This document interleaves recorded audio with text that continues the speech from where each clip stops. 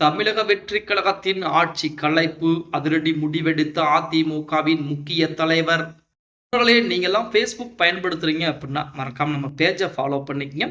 இதை ஒரு time visit பண்ணி பாருங்க. அதுலயுமே நம்மளுடைய அதிமுக பற்றின தகவல்கள் தான் சிறிய வடிவிலே உங்களுக்கு கொடுக்கப்பட்டிருக்கும்.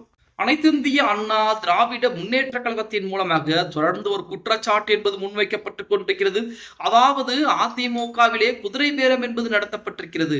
அதிமுகவின் மூலமாக குதிரை பேரம் என்பது நடத்தப்பட்டு அந்த குதிரை பேரத்தின் மூலமாகத்தான் அதிமுக இருக்கக்கூடிய முக்கியமான தலைவர்கள் எல்லாம் மற்றொரு இயக்கமான தமிழக வெற்றி கழகத்தில் இணைந்திருக்கிறார் என்று குற்றச்சாட்டு என்பது முன்வைக்கப்பட்டுக் கொண்டிருக்கிறது.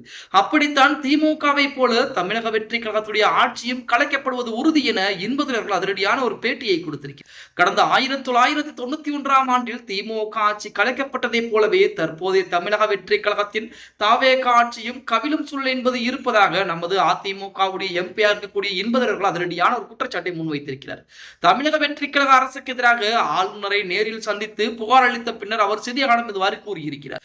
தமிழ்நாடு அரசியல் களத்தில் ஆளும் தமிழக வெற்றி கழகம் மற்றும் எதிர்க்கட்சியான அதிமுக இடையே கடுமையான மோதல் போக்கு நிலை வரக்கூடிய சூழலில் அதிமுக எம்பி இன்பதுரை ஆளுநரை சந்தித்து அளித்த புகார் மனுவிலே தமிழக வெற்றி கழகம் தங்களது அரசியல் பலத்தை பெருக்குவதற்காக அதிமுக சட்டமன்ற உறுப்பினர்களை கோடிக்கணக்கான ரூபாய் கொடுத்து குதிரை பேரம் மூலமாக விலைக்கு வாங்கி வருகிறது. இது ஜனநாயக படுகொலையாக பார்க்கப்பட்டுக் கொண்டிருக்கிறது என நமது எம்பி இன்பதுரை கூறியிருக்கிறார். அண்மையில் நடைபெற்ற தமிழக அமைச்சரவை கூட்டத்தில் குறித்து பேசிய இன்பதுரை தமிழக வெற்றி கழகத்துக்கு அரசுக்கு ரகசிய காப்பு பிரமாணத்தை மீறிவிட்டதாக அடுக்கடுக்கான புகார்களை முன்வைத்திருக்கிறார்.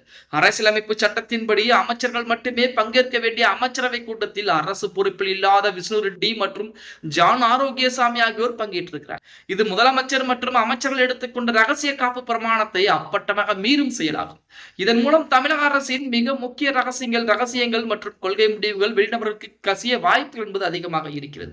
முன்னாள் அதிமுக அமைச்சர் சி விஜயபாஸ்கர், வைகை செல்வன் ஆகியோர் தமிழக வெற்றி கழகத்தில் நடந்துள்ள அரசியல் சூழ்நிலையில் 1991 சட்டம் ஒழுங்கு பிரச்சனை காரணம் காட்டி திமுக ஆட்சியை கலைக்கப்பட்ட வரலாற்று சம்பவத்தை என்பவர்கள் சுட்டிக்காட்டியிருக்கிறார். தற்போதைய தமிழக வெற்றி கழகத்தின் அரசு இந்த விதிகளை மீறி செயல்பாடுகள் மற்றும் குதிரை பேர நடவடிக்கைகள் காரணமாக இந்த ஆட்சி மிக விரைவில் கலைக்கப்படுவது உறுதி என அவர் எச்சரித்தார்.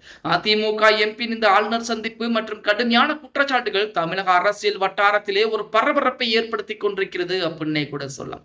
அதாவது நமது அதிமுகவுடைய எம்பி இருக்கக்கூடிய இன்பதுரை அவர்களை பொறுத்த வரைக்கும் தேர்தல் ஆணையம் வரைக்குமே சென்று கடிதங்களை கொடுத்திருக்கிறார். தமிழகத்திலே குதிரை பேரம் என்பது நடந்திருக்கிறது, அதனால் இடைத்தேர்தல் என்பது நடத்தக்கூடாது என தேர்தல் ஆணையம் வரைக்கும் போயிருக்கிறார். நீதிமன்றத்தையும் நாடி இருக்கிறார்.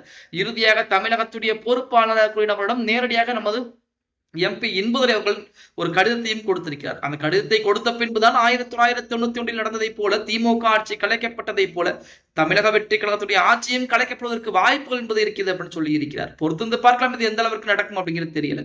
ஓகே கைஸ், வீடியோ பிடிச்சிருந்தா மறக்காம லைக் பண்ணுங்க. நம்ம போடக்கூடிய வீடியோ பத்தின கருத்துக்களை கீழே மறக்காம கமெண்ட் பாக்ஸ்ல பதிவு.